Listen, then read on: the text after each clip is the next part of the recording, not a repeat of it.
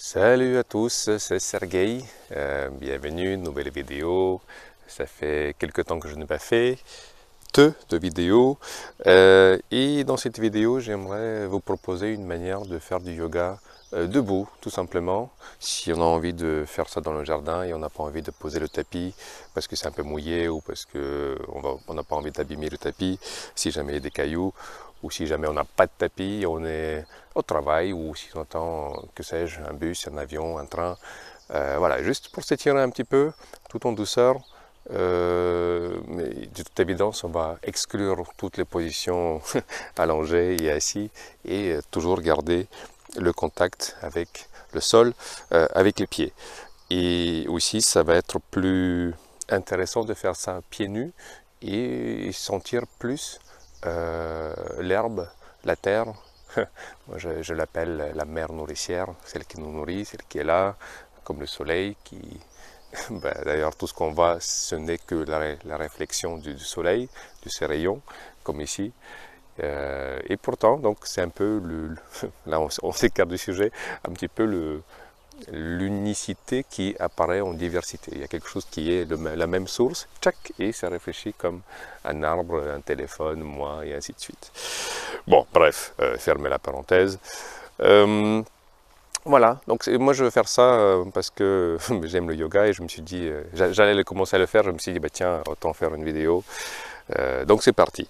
Peut-être que ceux qui ont déjà regardé des vidéos comme je le fais, il y a des séquences qui sont assez répétitives, mais je pense qu'il est important de les faire quand même si c'est la même chose. On n'a pas non plus toujours besoin de chercher quelque chose de nouveau, mais sinon on va voir que certaines d'autres postures vont être un peu plus explorées. Donc moi ce que j'aime faire, donc déjà tout ce qui est homme, la position assise et tout ça, et namasté, on zappe. Enfin j'aurais bien voulu le faire, mais là c'est un peu plus étirement, même si on peut faire la méditation marchante conscientisée un peu à la fin. Là ce qui nous intéresse c'est plus les articulations. Donc moi ce que j'aime bien faire c'est entrelacer les doigts et tirer les omoplates vers l'arrière et ça ouvre plus ici et comme ça occupe mes mains, je garde la colonne droite et je peux travailler avec mes orteils. Voilà. Donc, tout ce qui m'intéresse c'est les sensations au niveau de mes orteils dans le pied droit et le pied gauche, lui j'imagine qu'il s'enfonce, qu'il s'enracine et ça m'aide à garder un peu plus l'équilibre.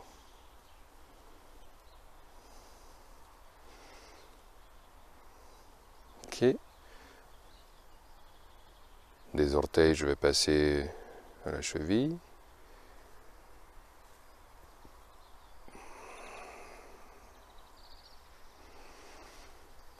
Donc si j'étais assis par exemple ou allongé, j'aurais pu faire ça les deux pieds en même temps. Mais là, de toute évidence, puisqu'on va faire que debout, ça va être un pied à la fois. Je fais des rotations dans un sens. Essayer de solliciter un maximum de muscles dans une manière très, très variée. Puis dans l'autre sens. Voilà, je cherche un petit peu l'amplitude complète de chaque mouvement. Et je vais changer pour ne pas trop fatiguer le pied d'appui. Là, je change et je fais la même chose de l'autre côté.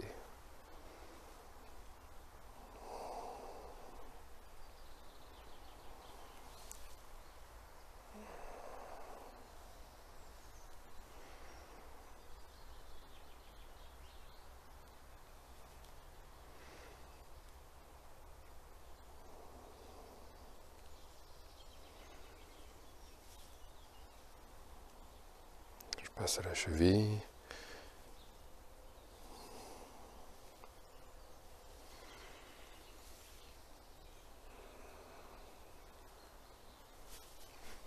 Et si vous voulez travailler l'appareil vestibulaire qui est responsable de la proprioception et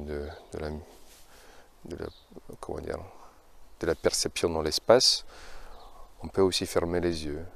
Et comme ça va être plus les appuis de mon pied qui vont me dire où est mon centre de gravité, est-ce que je me penche, et ainsi de suite. Voilà, c'est une bonne chose aussi, surtout si, quand on commence à prendre l'âge, vers 70 ans, 80 ans.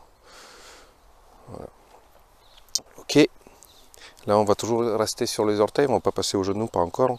Ce que j'aime bien faire aussi, je ne sais pas si on va le voir, c'est soulever tous les orteils, et puis je pose d'abord les grands orteils, et puis je pose les petits orteils, ça fait écarter tous les orteils, et puis je pose les 3 orteils qui restent, les 3 orteils du milieu.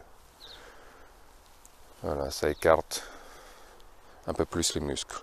Donc je soulève tous les orteils, je pose les gros orteils, je pose les petits orteils, ça fait écarter le reste, et je pose. Voilà. Ok. On peut travailler aussi, venir sur la pointe des pieds, comme ceci.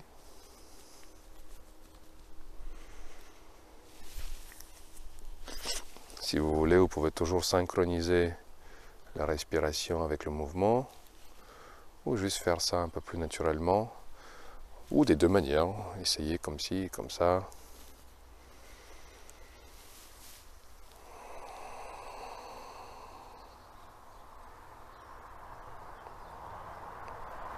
Ok, pour le genou, souvent ce que je fais, je lève le genou et je fais des cercles, mais on peut très bien faire le même cercle tout en gardant le genou dans le même axe que la jambe d'appui, et ça donne quelque chose comme ça. Voilà, je fais le même mouvement circulaire, et là les sensations sont un petit peu différentes par rapport à la manière avec laquelle je fais d'habitude. Sens, puis dans l'autre sens.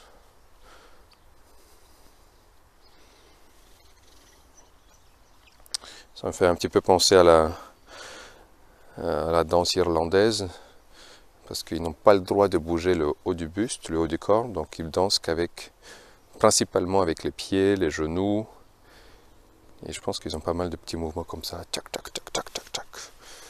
Voilà. Hop.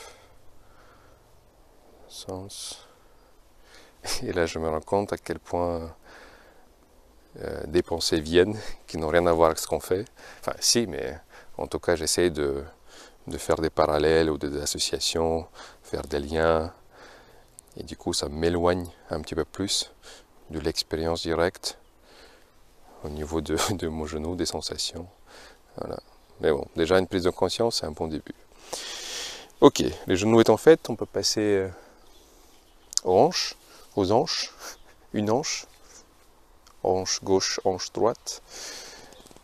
Et là, on va faire des grands cercles, enfin des grands, pas besoin de faire des grands cercles, on va faire des cercles. On peut mettre les mains sur les hanches, mais je trouve que ça fait surlever les épaules, et déjà que certaines personnes, dont moi, on a l'impression de se cacher comme une tortue dans une carapace, plutôt les laisser derrière, même les croiser. Et c'est une posture d'ouverture qui permet aussi de travailler la confiance en soi. Accepter tel qu'on est et montrer aux autres tel qu'on est, ça requiert une certaine confiance. Qu'on ne va pas être mangé cru. Voilà. Tout doucement, on libère les tensions. Ouais, il y a encore peut-être 10 minutes, je dormais. Et donc, bien sûr, si vous faites du yoga le matin, faites ça avant le petit déjeuner.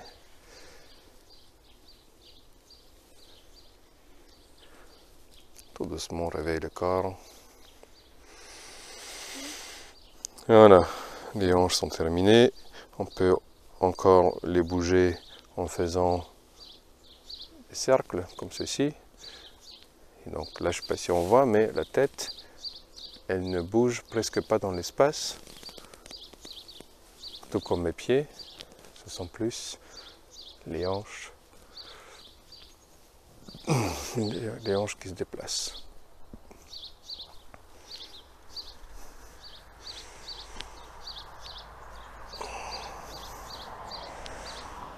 D'ailleurs, c'est une question pour vous et pour moi. Le tapis yoga, est-ce que c'est quelque chose qui est ancestral, qui va de pair avec le yoga, ou est-ce que c'est une invention nouvelle? Ça, je ne sais pas. Peut-être qu'il mettait un pot de tigre ou quelque chose. Mais c'est une question. Si vous avez des éléments de réponse, à quel moment on a inventé le concept du tapis de yoga, ça serait intéressant de voir. Ok, on a fini un peu avec les membres inférieurs, on va plus passer aux mains. Moi, ce que j'aime bien faire, c'est comme avec les orteils.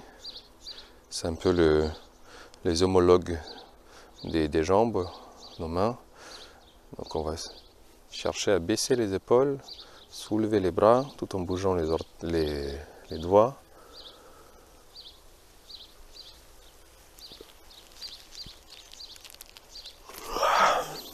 Et puis le mettre de côté. C'est comme si on s'était enraciné.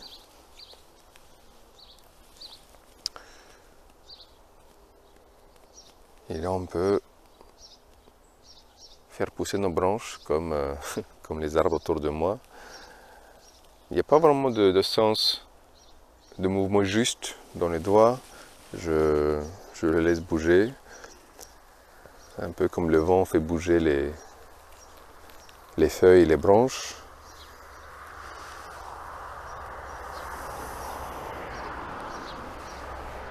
Ok. Je vais faire le même mouvement, mais cette fois-ci, je vais passer au poignet. Donc le poignet, mouvement vers l'intérieur.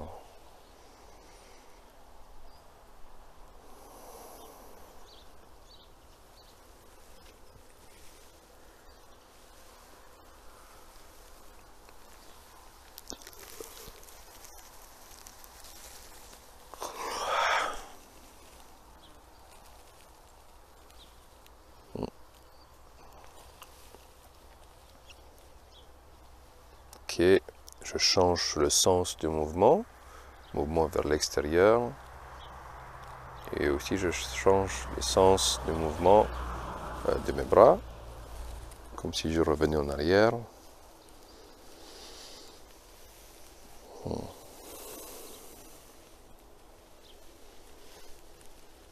Voilà. Ok, maintenant si on passe au coude, un exercice qui est pas mal, plutôt pour développer la sensitivité, les sensations. J'inspire, j'ouvre, j'expire, je ramène.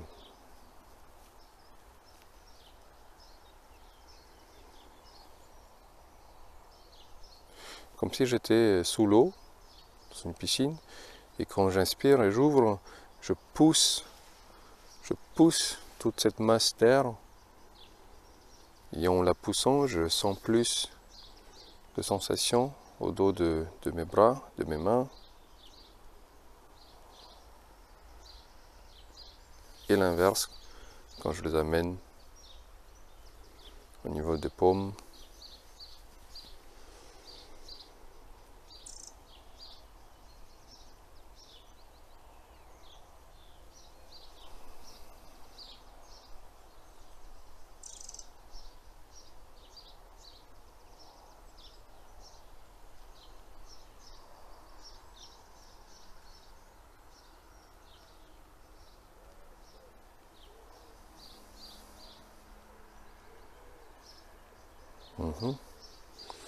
Et maintenant je vais faire la même chose, mais latéralement, donc c'est plus avant-arrière, c'est plus gauche-droite. Je cherche un bon appui.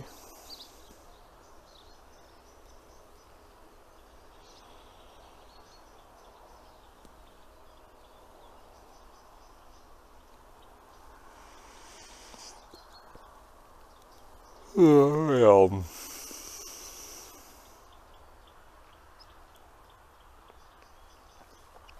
Et là, on va passer aux rotations des épaules.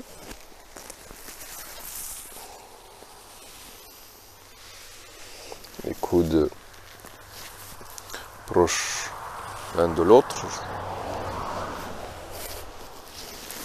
Je monte, j'ouvre, je descends.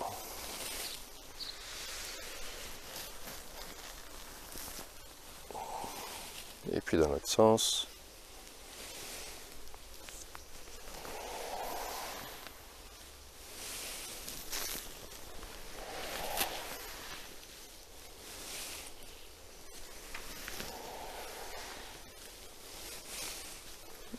Et puis, pour rendre la chose un peu plus complexe, dans le sens opposé.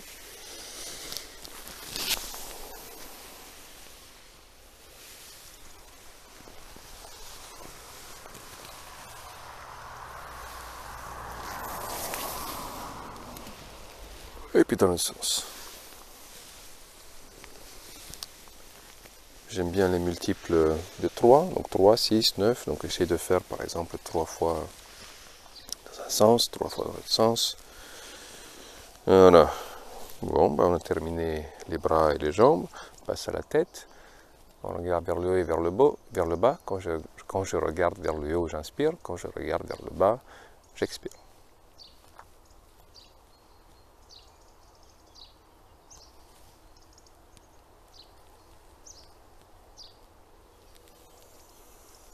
Et mine de rien, c'est aussi un travail de respiration, parce que les deux, l'inspiration et l'expiration, sont très très allongés, très très prolongés et profondes. Je prends le temps pour expirer jusqu'au bout.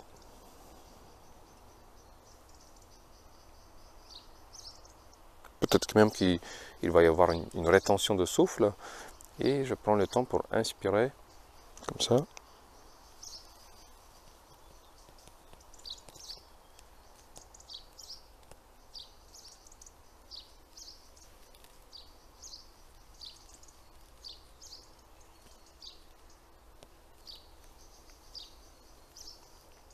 Voilà, donc consciemment, je change la fréquence respiratoire.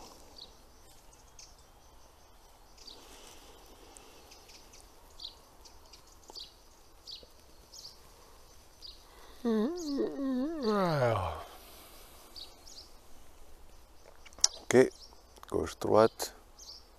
Quand je tourne, j'expire.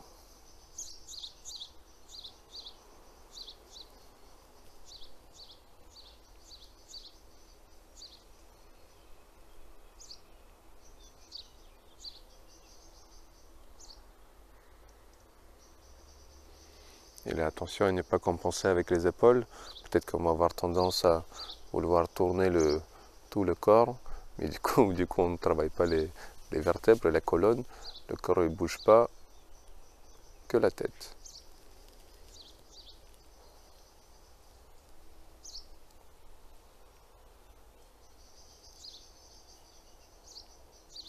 C'est pour ça, soit on le fait avec quelqu'un qui nous guide, soit on fait avec un miroir, soit on se fait une vidéo, on s'enregistre, et au moment de se regarder, on se rend compte des petits tics, des petits gestes ou des petites postures qu'on n'aura pas vues ou auxquelles on n'aura pas prêté attention au moment d'exécuter une telle ou telle posture. Au lycée, on disait souvent qu'on ne peut pas lire et écrire en même temps. Enfin, on ne peut pas lire ce qu'on écrit en même temps.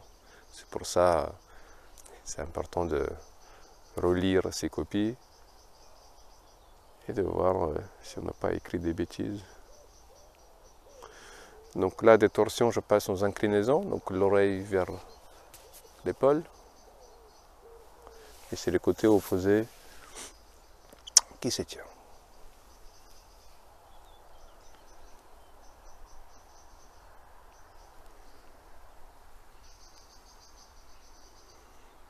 Et en dernier lieu, on va faire des demi-cercles. De là, oreille vers l'épaule, je baisse la tête et je monte la tête.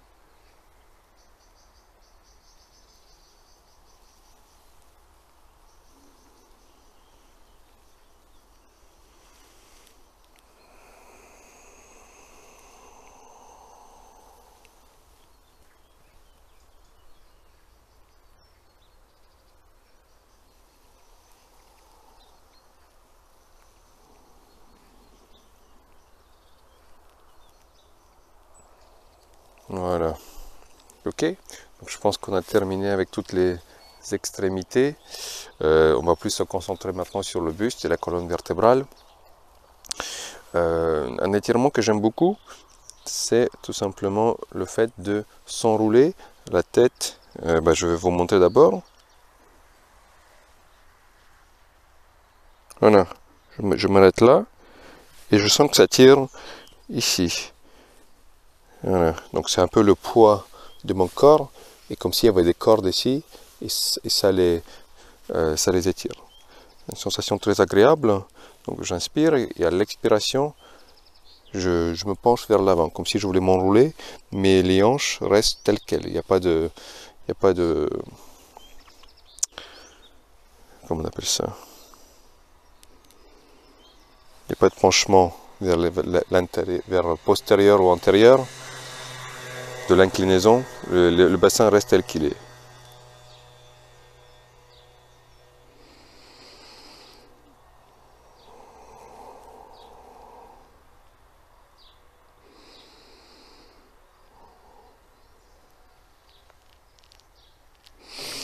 Par contre, pour que je puisse me pencher vers l'avant, le bidou, lui, il va un petit peu, tout naturellement, il va vers l'intérieur et vers le haut.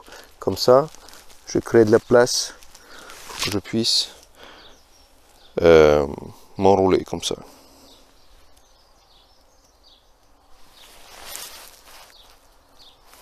Et la cage thoracique, elle puisse s'approcher du bassin.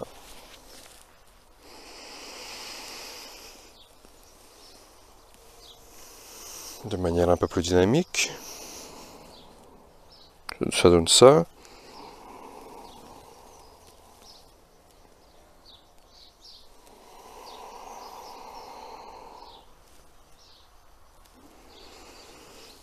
Ok.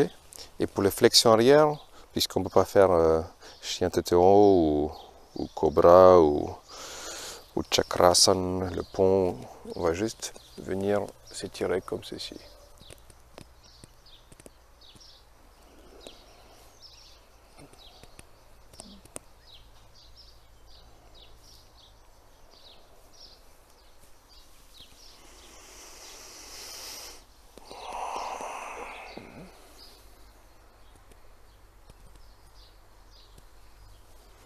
Tout doucement, pas trop.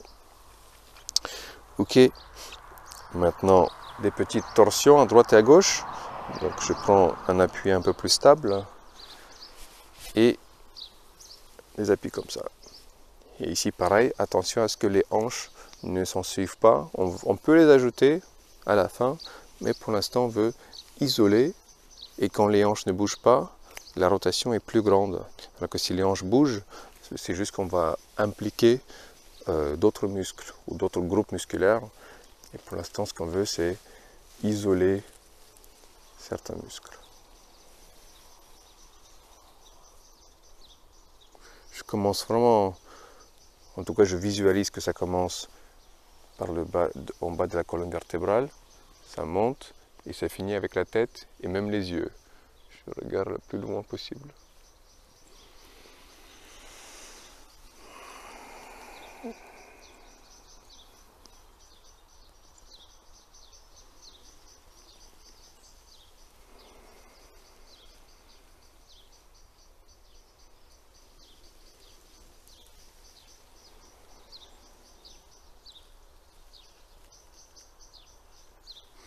Et là, si on veut, on peut ajouter un peu les hanches.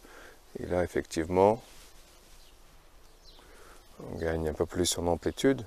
Et si on veut, on peut même tourner les deux jambes, pivoter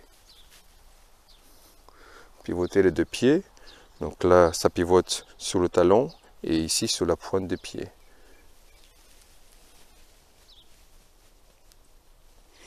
Et ça nous donne quelque chose comme, alors de tête, Parshva Parvitanasan, Parshva Trikonasan, non, Parivrita Trikonasan, le grand triangle avec une torsion. Ok, donc on va maintenant... Bon, là, on sent bien qu'on passe à des choses de plus en plus intenses par rapport aux orteils qui bougent au début. Je prends une bonne appui.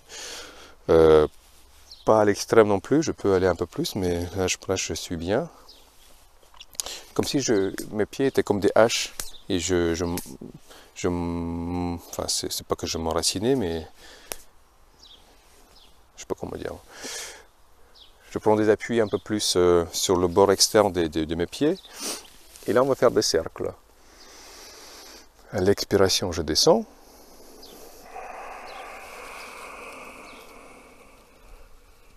Et à l'inspiration je monte. Et à chaque fois on va changer de sens.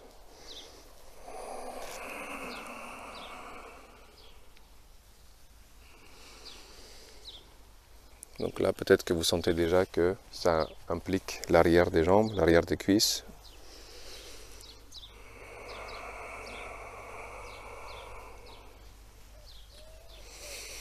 Et aussi plus le bas du dos, surtout à la montée.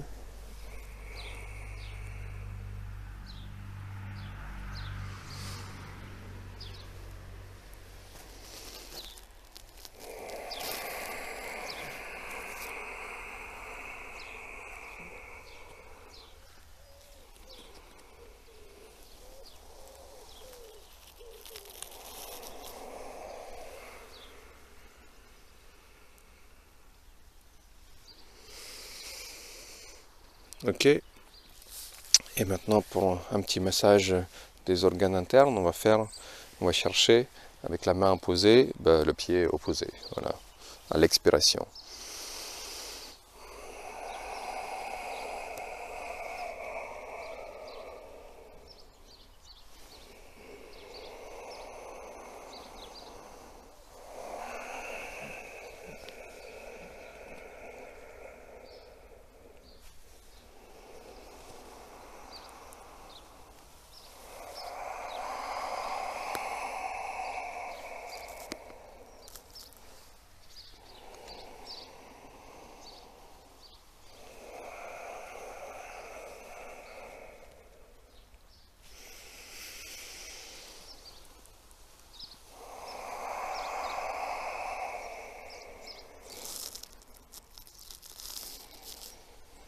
Voilà.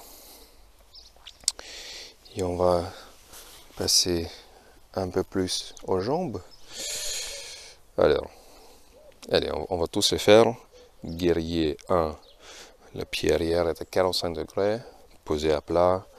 On plie le genou droit, le genou dirigé vers le petit orteil. On tourne les hanches. Ça tire déjà au niveau des mollets ici. Hop. Voilà. Guerrier 1. Donc si on avait un tapis, peut-être qu'on aurait fait plus Sanchalasana, la position du cavalier. Ici on est plus dans Ashtanga Vinyasa, guerrier 1. Et si on veut, on peut même ajouter une petite torsion en plus.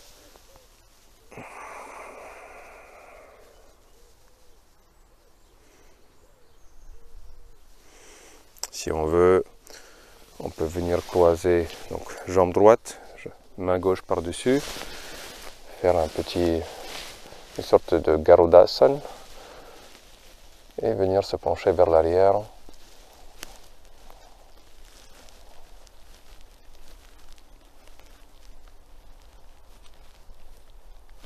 Quelque chose qu'on voit souvent sur Instagram. Ou alors croiser les mains derrière et venir se pencher vers l'avant.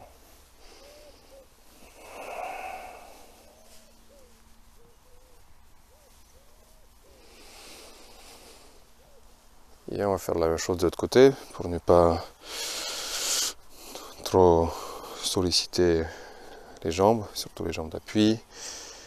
Hop, guerrier 1 de l'autre côté. 45 degrés, je plie le genou vers le petit orteil, j'ouvre les hanches, rotation vers l'extérieur, rotation vers l'intérieur, ce qui fait tourner mes hanches de face. Talons sont alignés ou alors légèrement écarté. Hop, voilà, je sens les hanches qui sont de face. Jambes tendues.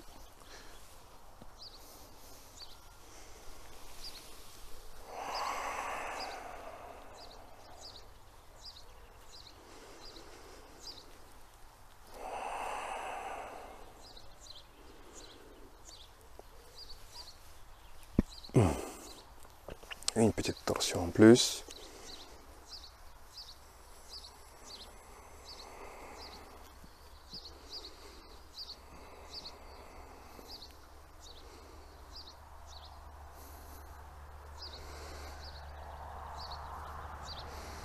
Et je reviens. Jambe gauche, main droite par-dessus. Une mini moitié d'une Garudasana et penchement vers l'arrière.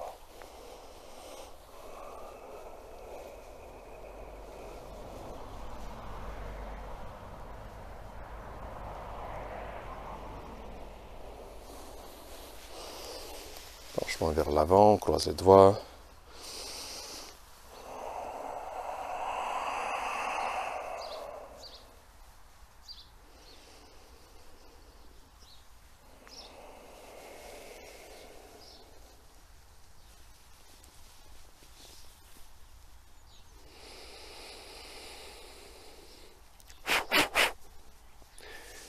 Il y a déjà plein de petites bêtes qui courent sur le pied.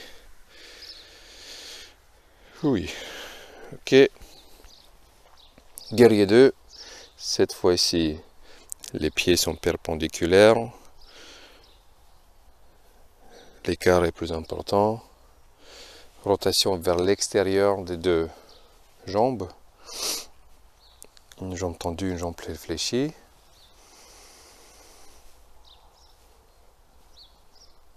Les omoplates se collent. Une petite astuce pour le faire, c'est monter les paumes vers le ciel. Et ça fait les toucher. Ça les fait toucher. Et puis on revient. Mais on garde les omoplates collées. Et on descend dans la pose, dans la posture.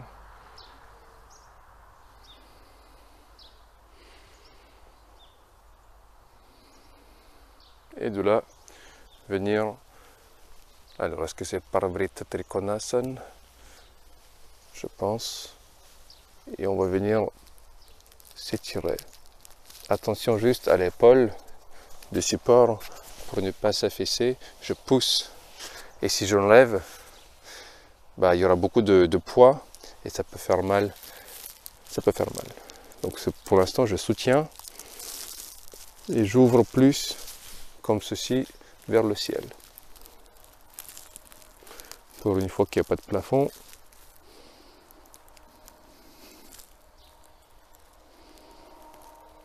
Et je sens que l'étirement commence ici. Une partie va vers le pied et une partie va vers le bout de mes doigts.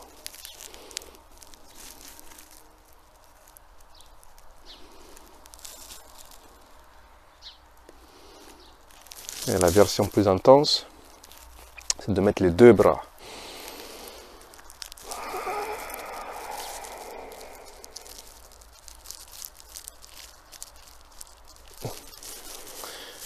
Intense. Et on va faire la même chose de l'autre côté. Hop. On va revenir après, on va faire dans l'autre sens. Alors, ouverture. Je m'enracine. Je pose les bras. Ah, pardon, d'abord guerrier 2. Hop. Les omoplates ensemble. Je reste stable, je baisse le genou. Je fléchis le genou.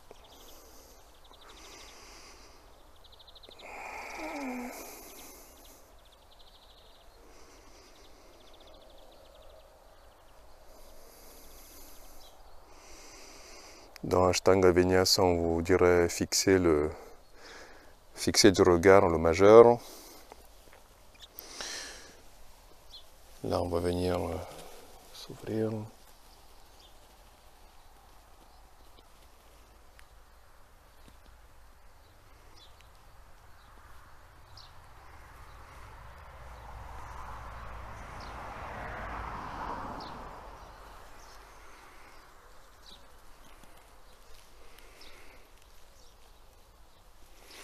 si on veut avec les deux bras.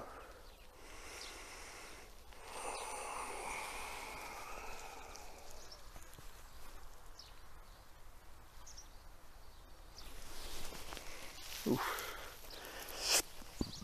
Et on revient. Alors, ce qu'on peut faire aussi, dans guerrier 2, c'est de revenir dans l'autre sens, comme tout à l'heure, avec guerrier 1, comme ceci.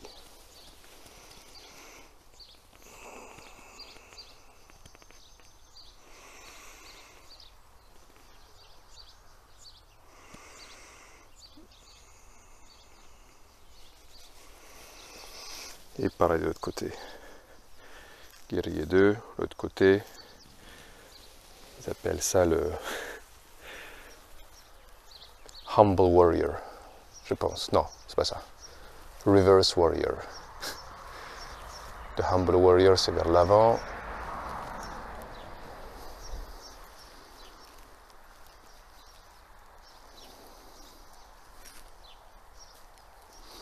Ben, je pense qu'il y a pas mal de noms qui sont contemporains et qui ne reflètent pas la vraie signification ou la vraie interprétation que les anciens avaient en tête en nommant une posture.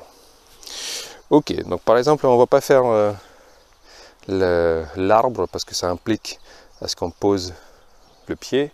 Et là, on part du principe qu'on a des chaussures ou c'est sale, on fait juste debout.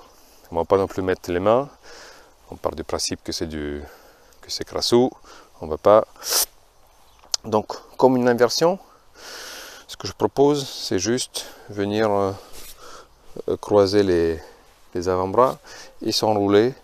Ça nous fait une demi-inversion. Donc d'abord, on va aller se pencher vers l'arrière. En inspirant, et à l'expiration, je croise les doigts et je laisse le haut de mon corps se reposer. Là, je sais pas si on va, je fléchis le genou et je laisse mon corps, le poids de mon corps sur mes jambes et je laisse ma tête telle qu'elle est, sous son poids.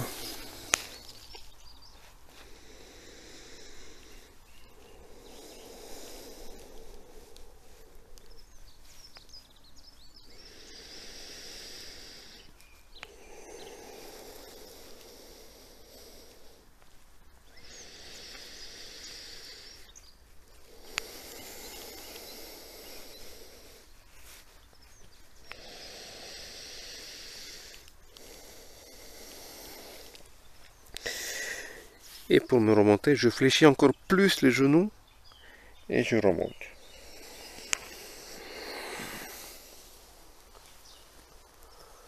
En fait, quand je fléchis plus les genoux, ça me fait basculer vers l'arrière. En fait, ça fait baisser mes fesses.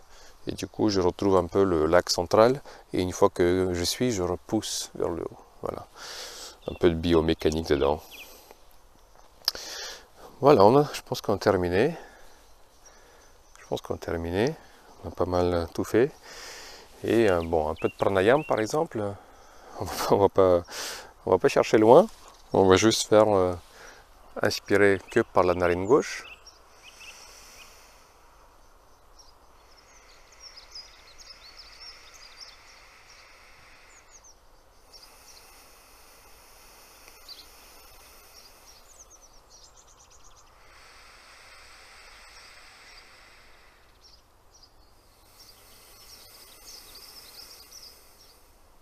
Quand je dis inspirer, je dis respirer. On va respirer que par la narine droite 3 fois.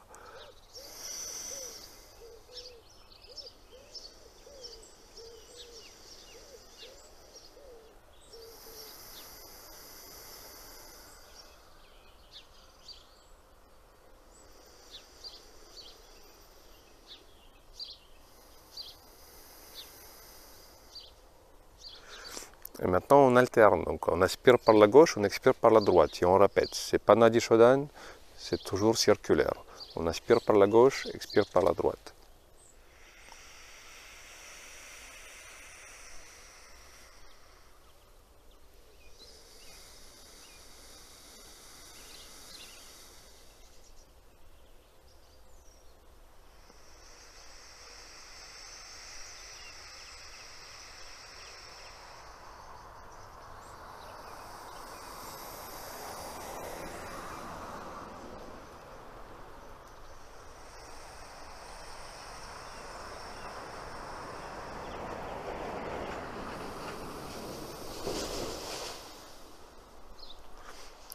fais la même chose mais avec l'autre narine. J'inspire par la droite et j'expire par la gauche.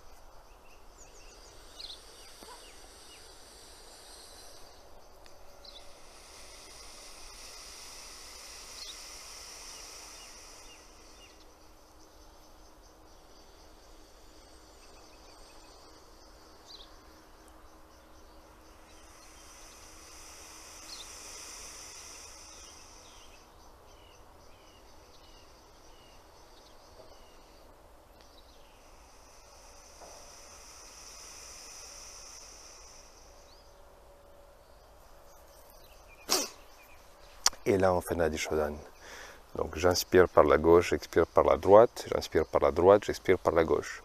Donc c'est la lettre V inversée, enfin V latine ou L russe, c'est qui nous donne ça. C'est plus circulaire, c'est un va-et-vient un peu. Voilà. Donc j'inspire par la gauche, je change les narines, j'expire.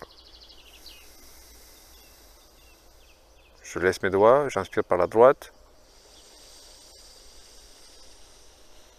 et je change les narines, j'expire par la gauche. Et encore 2 fois.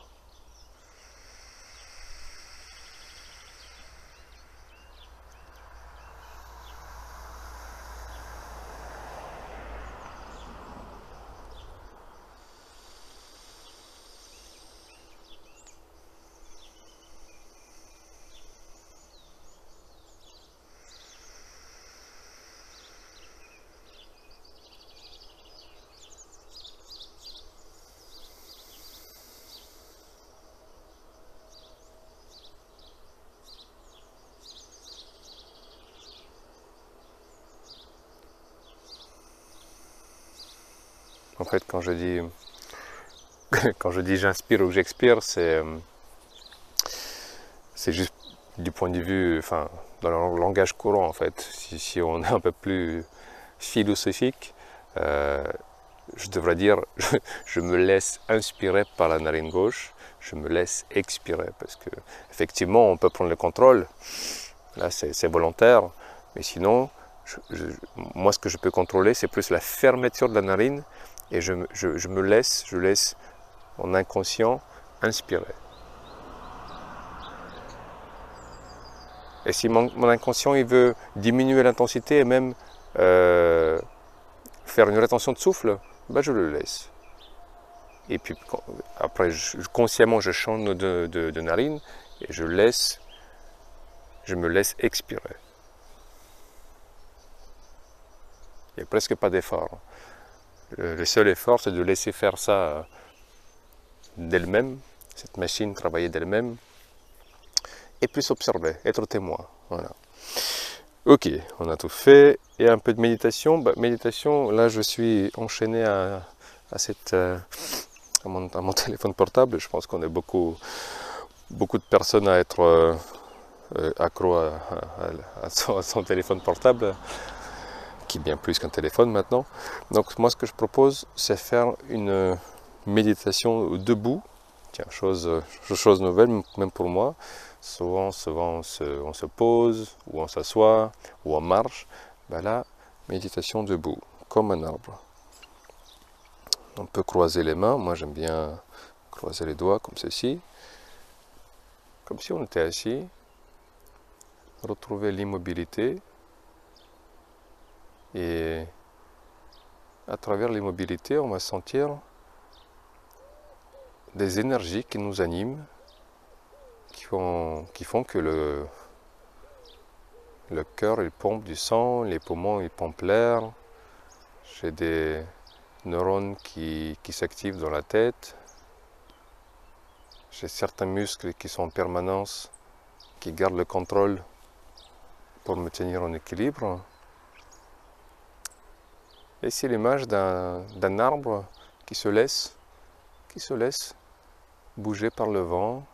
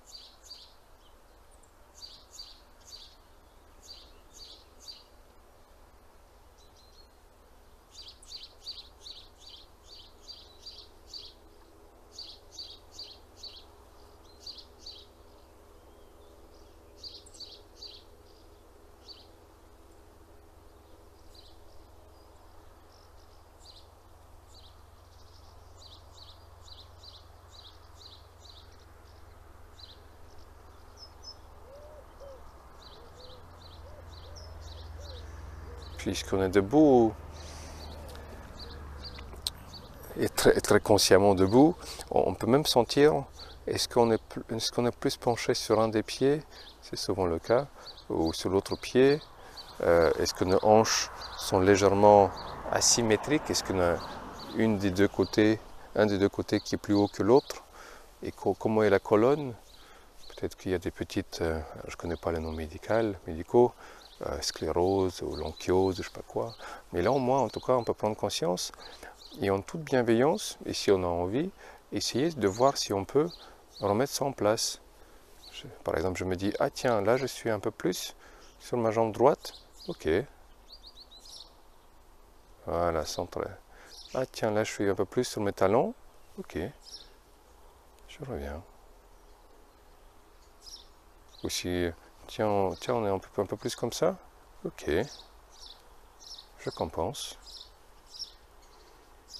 Ou la nuque, est-ce qu'elle est trop en avant? Ok, je reviens.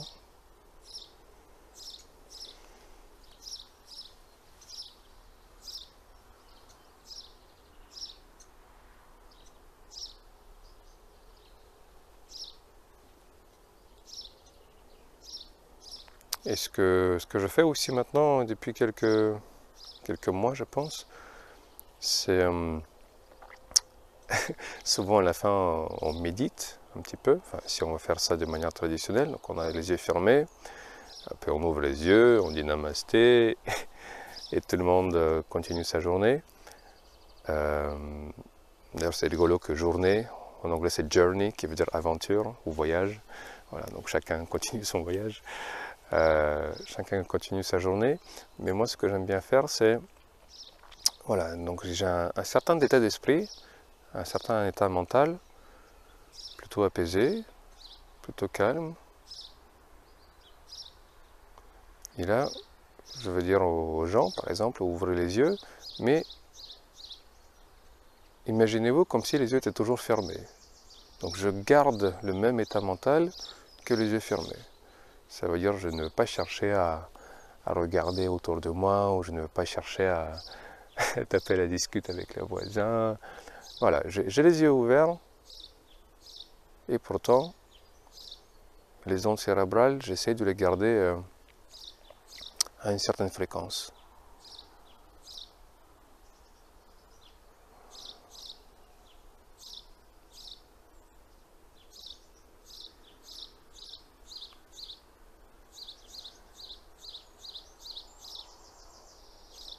Et après, on peut bien sûr enlever les insectes de notre tête ou gratter où là où ça gratte. Bon, là, on est dans le jardin, je suis chez les animaux et les insectes, donc c'est normal qu'ils m'envahissent un peu. Voilà. Je pense que c'est tout. C'était une belle pratique, en tout cas pour moi. Je ne sais pas si vous avez suivi longtemps, peut-être que vous pouvez juste vous inspirer bout par bout et faire ça en sortant un peu du contexte habituel. Si jamais vous avez un endroit, voire une chambre, rien que pour le yoga, c'est bien, hein, je ne dis pas le contraire, mais je dis juste que des fois, faire du yoga dans un jardin, sur une plage, dans une forêt, comme ça, comme on a fait, on n'a pas besoin forcément d'une surface plane et un tapis, de l'encens, de la musique, on peut très bien faire ça comme on a fait, hein, vous avez vu. J'ai toujours les mains propres. Là, j'ai décidé de faire ça pieds nus, mais on peut faire ça en chaussures. Et être entouré par différents éléments de préférence naturelle, des arbres, la nature, le ciel, l'eau, le vent, ça ajoute quelque chose de plus apaisant. Voilà. Rien que l'air qu'on respire, c'est pas l'air de la clim ou d'une pompe à chaleur ou de l'air un peu vicié à l'intérieur. Voilà. C'est pour ça qu'il y a beaucoup de gens qui font le tai chi dans un parc, parce qu'il y a tout ça. Voilà. Merci beaucoup et à la prochaine. Rien de plus, rien de moins. C'était Sergueï. Ciao, bye bye.